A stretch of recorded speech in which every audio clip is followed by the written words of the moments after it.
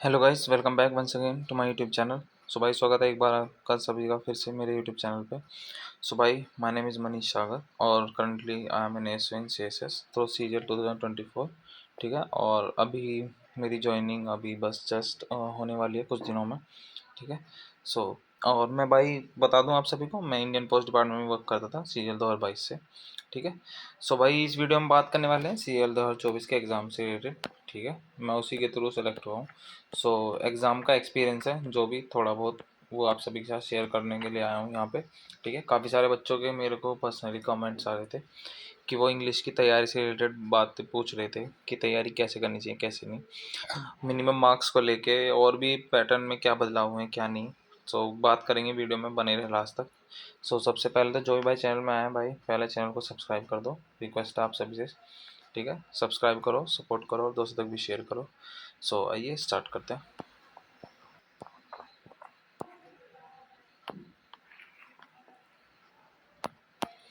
सो भाई, सबसे पहले हम बात करने वाले हैं सीजीएल 2025 के एग्ज़ाम से रिलेटेड कि एग्ज़ाम डेट हमारी क्या रहने वाली है।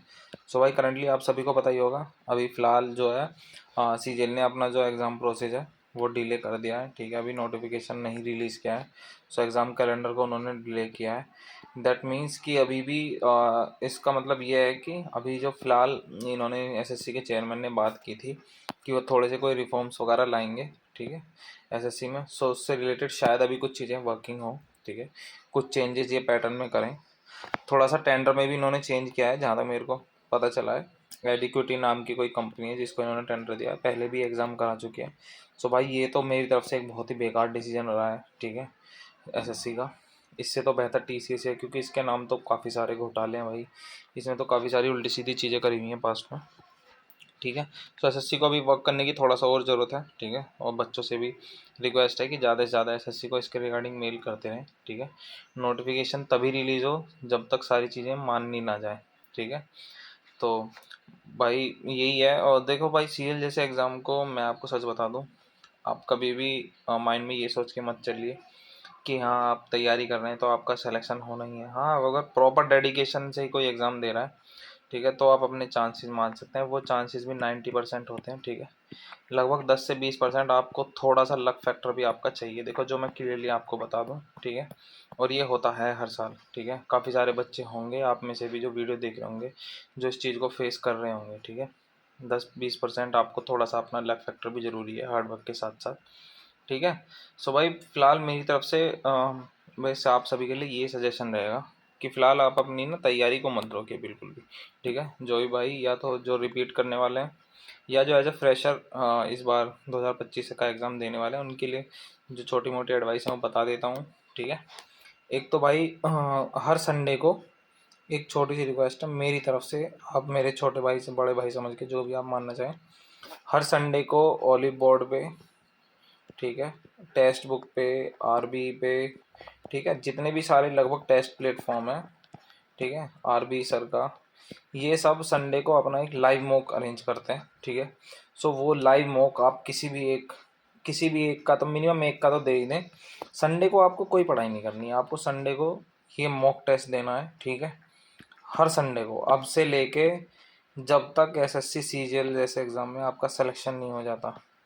ठीक है, जब तक आपका मेंस का एग्ज़ाम नहीं लिख लेते ना, या सच बता रहा हूँ, जब तक रिजल्ट ना आ जाए, आप श्योर ना हो जाए कि इस बार सिलेक्शन होने वाला है, ये मॉक टेस्ट संडे लाइव वाला आपको नहीं छोड़ना है। जब प्री होता है तो वो प्री के अरेंज करते हैं, जब मेंस प्री हो जाता है उसके बाद वो मेंस के लाइव मॉक दिए जाते हैं। ठीक है, सो ये संडे वाला लाइव मॉक आपको कभी नहीं छोड़ना है। ठीक है, ये मेरी तरफ से भाई माइंड कर लेना इस बात को। ये आपको इतना बेनिफिट देगा ना, मैं सच बता रहा हूँ, जब आप एग्ज़ाम में बैठ रहे होंगे ना, आप लास्ट फेज़ में होंगे बिल्कुल, तब आपको एहसास होगा अपनी तैयारी का। ठीक है, कि आपके लिए कितना बेस्ट ऑप्शन है। सो आप कुछ भी कोई भी प्लेटफॉर्म में, किसी का यहाँ पे ना एडवर्टीजमेंट कर रहा हूँ ना कुछ, ठीक है, ना मुझे इस चीज़ के पैसे मिले, तो आप क्लियरली बस ये मेरी बात ध्यान रख लो, ये लाइव मॉक बहुत इंपॉर्टेंट है आप सभी के लिए। ठीक है, दूसरा एक सजेशन मेरा आप सभी के लिए क्या है कि भाई, ज़्यादातर बच्चे मैंने क्या देखा है कि वो जब भी एसएससी की तैयारी, जो फ्रेशर होते हैं, वो क्या शुरुआत करते हैं, वो भाई मैथ में इतना टाइम वेस्ट करते हैं ना अपना। ठीक है, उनको लगता है कि मैथ्स इम्पोर्टेंट है। ठीक है, मैथ से स्कोर करेंगे, लेकिन भाई जितना कंटेंट मैथ का आ रहा है, चाहे प्री हो चाहे मेंस हो, बाकी सब्जेक्टों का भी उतना ही है, बल्कि उससे ज़्यादा है। ठीक है, आप देख लो, प्री में आपका 50 मार्क्स की मैथ्स आ रही है और इंग्लिश भी 50 मार्क्स की आ रही है। ठीक है, मेंस में आपकी ये 90 मार्क्स की आ रही है, तो ये इंग्लिश 135 मार्क्स की आ रही है। ठीक है, तो आप यहाँ पे देखिए कि इंग्लिश कितनी इंपॉर्टेंट है। ठीक है, मैथ्स के कंपैरेटिवली। रीजनिंग का दोनों तरफ बराबर है। ठीक है, रीजनिंग का भी सेम हिसाब है। ठीक है, रीजनिंग को तो उतना समय देने की जरूरत नहीं है, रीजनिंग को आप प्रैक्टिस में लाइए। अभी वो बताऊंगा मैं आगे भी रीजनिंग के लिए कैसे करना है आपको। लेकिन फ़िलहाल के लिए मैं आपको सभी को बता दूं कि मैथ के पीछे पागल मत होना। ठीक है, बहुत से बच्चे क्वांट पूरे पूरे दिन क्वांट पढ़ते रहते हैं। आप उससे अच्छा बेहतर ये रहेगा कि आपको जब भी लगे कि अभी टाइम है, आप कुछ नहीं करना, जैसे मान लो रात का समय हो गया, आपको लग रहा है अभी कुछ अब करने के लिए रहा नहीं, वीडियोस लेक्चर्स वगैरह मूक्स वगैरह दे दिए, तो आप स्टैटिक पोर्शन पढ़ना स्टार्ट कीजिए जीके का। ठीक है, स्टैटिक जीके पढ़िए। ठीक है, इससे आपके अवेयरनेस इंप्रूव हो गया। जीएस सेक्शन पढ़िए। ठीक है, जीएस पे वर्क करिए, अपना बेसिक साइंस के क्वेश्चंस पढ़िए। ठीक है, आप वो मैथ्स का एक्स्ट्रा समय ना देंगे, आप यहाँ समय देंगे तो ये बेनिफिशियल होगा, क्योंकि ये देखिए आप 75 मार्क्स का आ रहा है मेंस एग्ज़ाम में, और बहुत क्रूशल हो रहे हैं भाई ये मार्क्स, लगभग सिलेक्शन डिसाइड कर रहे हैं 75 मार्क्स। ठीक है, सो बहुत इंपॉर्टेंट है भाई जीएस भी। दूसरा, इंग्लिश के लिए बहुत सारे बच्चे ज़्यादातर डाउटफुल रहते हैं कि इंग्लिश की तैयारी एक्चुअल में करें कैसे। देखिए भाई, जो मैं प्रॉपर आपको अपना सजेशन दे देता हूँ। ठीक है, इंग्लिश में मेरे 127 मार्क्स के करीब थे। ठीक है, सो इंग्लिश की तैयारी कैसे करें जो मैंने प्रॉपर किया है। भाई सबसे पहले मॉर्निंग की शुरुआत ना, आप जब भी सुबह उठें, मॉर्निंग में ही आपको सबसे पहले इंग्लिश की वोकैब पढ़नी है। ये बात मेरी माइंड कर लेना, ये इतना फ़ायदा देगा ना आपको इंग्लिश सेक्शन में, क्योंकि जब आप फ्रेश माइंड होते हैं और आप वोकैब्स पढ़ते हैं, आप वोकैब के लिए कोई भी बुक सेलेक्ट कर लीजिए। मैंने पहले अपनी पुरानी वीडियो में भी बताया, वहाँ जाकर आप देख सकते हैं, मैंने बताया है कैसे तैयारी करनी है। ठीक है, तो इंग्लिश की ब्लैक बुक हो वोकैबलरी की, या नीतू सिंह मैम की वोकैब हो, कोई भी वोकैब, आपको आधा से लेकर 1 घंटा लगभग ये वोकैब पढ़नी है। उसके बाद आपको थोड़ा सा क्या करना है, इंग्लिश के रूल्स आते हैं 100 या 120 प्लस रूल्स, उनकी पीडीएफ होती है। ठीक है, वो आप टेलीग्राम वगैरह कहीं से भी उठा लिए और उनको आपको रिवाइज करना है। ठीक है, बाकी दिन में आपको जब भी समय मिले, नीतू सिंह मैम को as a proper target, Neetu Singh ma'am की जो इंग्लिश की वो है वॉल्यूम 1, ठीक है, उसको आपको प्रॉपर फॉलो करना है। वो बुक 2-3 बार कर दो। ठीक है, उसमें प्रैक्टिस शीट्स भी दी हुई हैं, ये अच्छी चीज़ है उसमें मैम ने हर चैप्टर के लास्ट में। ठीक है, उस प्रैक्टिस शीट को जरूर करो, उस बुक को बिल्कुल कलरफुल बना दो अपने पेन पेंसिल से। ठीक है, उसको लिख लिख के, और सेम हाल कर दो वो कैब बुक का, अपनी टर्मोलॉजी में उसमें पेन से लिखो, जो आपको उसका और भी गूगल से सर्च करके हर वर्ड का जो हिंदी मीनिंग समझ में आ रहा है उसको ज़रूर नोट डाउन करो वहाँ पर। ठीक है, ये आपको करना है। बाकी रीजनिंग के लिए देखिए भाई मैं बता दूँ, देखिए रीजनिंग के लिए एक बहुत बेस्ट फंडा बताता हूँ आप सभी को तैयारी करने का, कि रीजनिंग के देखो, एक तो कुछ टॉपिक्स होते हैं जो आप पढ़ सकते हो कि ऑर्डर रैंकिंग वाला ये कहाँ से करें।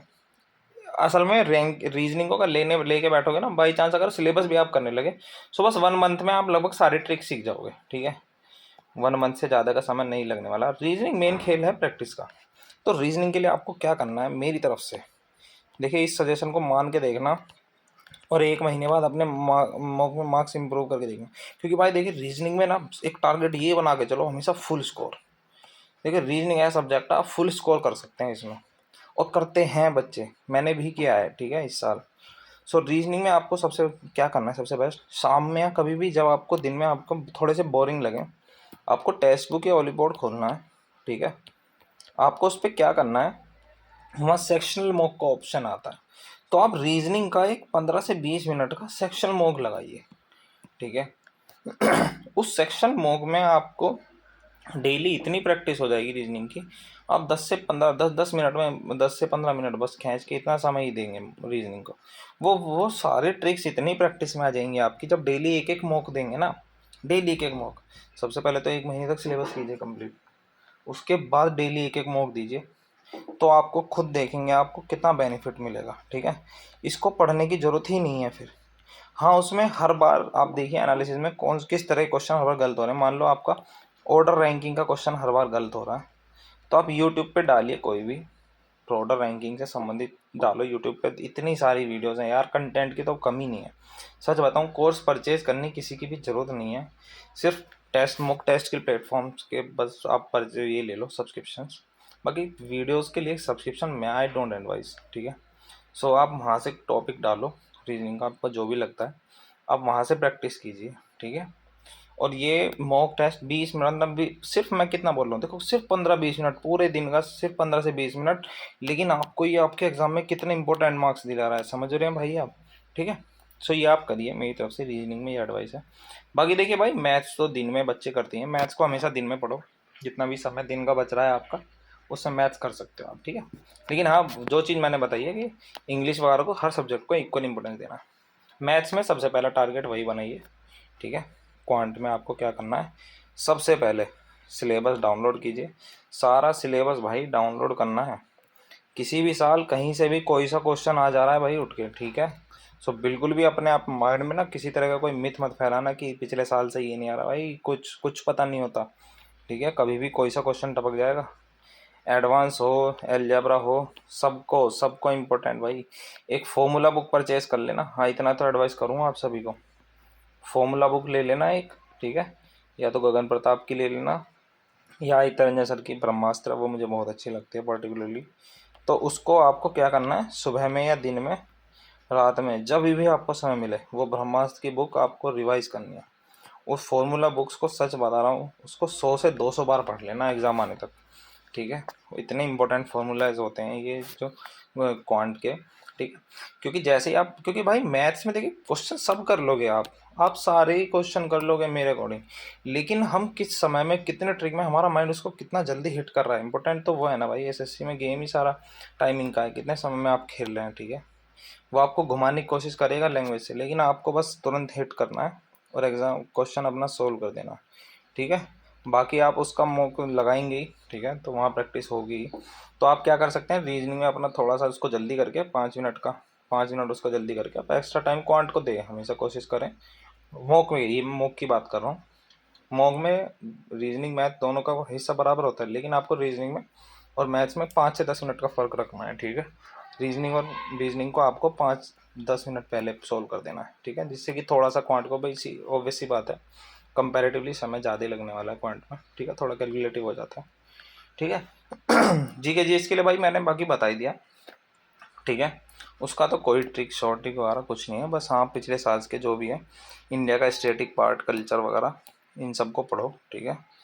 कल्चर, डांसेस, ठीक है, ये सब इंडिया के जो भी हैं, और स्टैटिक पोर्शन हमारा जो भी है, डाटा, सेंसस डाटा, ठीक है, ये सब पढ़ के जरूर जाओ, एग्जाम में इनसे क्वेश्चन आता है। जनरल अवेयरनेस के चक्कर में कोई भी बच्चा अपना समय वेस्ट नहीं करेगा, ठीक है। जनरल अवेयरनेस के चक्कर में किसी को भी अपना समय वेस्ट नहीं करना है, ठीक है। आप सोचने लगो आप जनरल अवेयरनेस से स्कोर कर लोगे और कुछ कोई फ़र्क नहीं पड़ने वाला, उसको ना ही पढ़ो तो ही बेहतर है, मेरा तो ये एडवाइस है। लास्ट टाइम पे समय बचता है, प्रीवियस ईयर्स की कोई वीडियोस देख लेना किसी भी टीचर्स की, उसी में से 1-2 क्वेश्चन आ जाता है, देन इट्स फाइन। वरना इसका आप शौक मना सकते हो मेरे अकॉर्डिंग, ठीक है, कोई कोई दिक्कत वाली बात नहीं है। 2 से 3 क्वेश्चन आएंगे तो इतना तो चलता है, ठीक है। बाकी पोर्शन आप अपना मजबूत रखें, ठीक है। दूसरा भाई, थोड़ा सा बात करने वाले हैं प्रॉपरली प्री का क्या टारगेट बना के चलना है सभी को, ठीक है। सो प्री एग्ज़ाम की अगर मैं बात कर लूँ, सबसे पहले सभी का टारगेट, प्री एग्ज़ाम को कोई भी हल्के में नहीं लेगा, ठीक है। सो प्री एग्ज़ाम के लिए एक, आप किसी भी कैटेगरी से बिलोंग करते हो ये बात मेरी नोट कर लेना, एक मिनिमम क्वालिफाइंग मार्क्स, देखो जो कट ऑफ जाती है वो थोड़ा सा क्या कहते हैं, हर साल नॉर्मलाइजेशन की वजह से थोड़ी सी ज़्यादा दिखती है, ठीक है। अब नॉर्मलाइजेशन का फंडा ज़्यादा है, मार्क्स ज़्यादा बांट दे रहा है बच्चों को, जो कि मेरे को हालांकि पर्सनली पसंद नहीं है।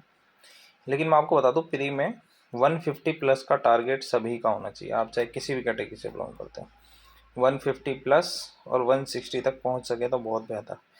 थोड़ा बहुत अगर SC ST है उनके लिए थोड़ा सा चल जाएगा, ज़्यादा नहीं, वो 140 मान के चलो बस, ठीक है। सो प्री में आप सभी इतना स्कोर करके चलना है। मेंस की बात करेंगे, मेंस में एक बार आप सभी पहले अपना प्री दो फिर से, ठीक है, अच्छे से रिस्टार्ट करो, ठीक है, चीज़ों को बेटर करो। सो ये बता दिया मैंने, ये आपका टारगेट सभी का होना चाहिए, आप यूआर से बिलोंग करते हो, ओबीसी हो, एससी एसटी की से हो। सो ये एक एक अपना ओवरव्यू, ये अपने मार्क्स मैंने बता दिया कि इतने तो आपको लाने ही लाने हैं, ठीक है। इससे कम मार्क्स पे भाई एसएससी में सिलेक्शन नहीं होने वाला, नहीं होने वाला, ठीक है। कंपटीशन आप देख ही रहे हैं हर साल कैसे इंक्रीज हो रहा है, ठीक है। सो चीज़ों को अच्छे से मेहनत करो भाई, ठीक है। समझो क्या चल रहा है, क्या डिमांड है मार्केट की। गधे वाली पढ़ाई भाई छोड़ दो, ठीक है। बी स्मार्ट, स्मार्ट स्टडी करना ज़रूरी है, ठीक है। सिर्फ यूज़फुल चीज़ें ही पढ़ो। इधर उधर फालतू दुनिया भर के यूट्यूब चैनल वगैरह पे आप जाओगे, देखिए मैंने अपने ये तक नहीं बोला कि आप ये टीचर से पढ़ो, उससे पढ़ो, मैं पर्टिकुलर उससे पढ़ाऊँ, नहीं भाई। मैं तो जो सही है, जो सटीक बात है, मैं तो वो करता हूँ, ठीक है। जो बच्चों के लिए बेनिफिशियल है, मैं तो वो बात कर रहा हूँ यहाँ पे। स्मार्ट स्टडी करना ज़रूरी है, सिर्फ अपना सिलेबस करो। सब टीचर अच्छे हैं, ठीक है, कोई टीचर बुरा नहीं है, कभी भी किसी भी टीचर की बुराई नहीं करनी चाहिए, ठीक है। सभी टीचर अच्छा पढ़ाते हैं, ठीक है। सो अच्छे से पढ़ो, मेहनत करो। कहीं से भी बताया ना मैंने, यूट्यूब पे सारा सारा सब कंटेंट पड़ा हुआ है यार, ठीक है। कोई दिक्कत वाली बात ही नहीं है। आपको जो भी टॉपिक समझ में नहीं आ रहा, सिर्फ उस टॉपिक का नाम डालो, ठीक है, यूट्यूब पे यार सब आ जाएगा, ठीक है। सो सब टीचर किसी से भी पढ़ सकते हो आप। मैथ्स वगैरह के लिए किसी को बेसिक से अगर सिलेबस करना है, वीओडी बैच परचेज कर लो, किसी भी, फिर बोल रहा हूँ मैं, किसी भी टीचर का जो जिससे आपको बेहतर लगते हो। पहले उनकी थोड़ी डेमो वीडियोज़ वगैरह देख लिया करो, ठीक है। सो आप वहाँ से तैयारी कर सकते हो, ठीक है। बाकी भाई देखो, एग्ज़ाम तो मेरे ख्याल से अब आई थिंक जून या जुलाई में होगा इस बार एग्ज़ाम, अब जितना मेरा को लगता है जुलाई अगस्त में एग्ज़ाम होने वाला है, ठीक है। उससे पहले एग्ज़ाम नहीं होगा, ये मैं बता देता हूँ श्योरिटी के साथ, ठीक है। सो समय है अभी तो आपके लिए, आपके पास लगभग 3 महीने तो लगभग सभी के पास है। 3 मंथ्स का टाइम बहुत होता है, इनफ होता है यार। सीएलएस एग्ज़ाम को सिर्फ मैक्सिमम आप 1 साल दे रहे हैं, बहुत बहुत है, इनफ है यार मेरे अकॉर्डिंग। उसी में इतनी जी जान लगा दो कि अगली बार तैयारी करने की ज़रूरत ही ना पड़े, ठीक है। सो अभी भी किसी भाई को डाउट कर रहता है, ठीक है, टेलीग्राम पे आप बात कर सकते हैं मेरे से, ठीक है।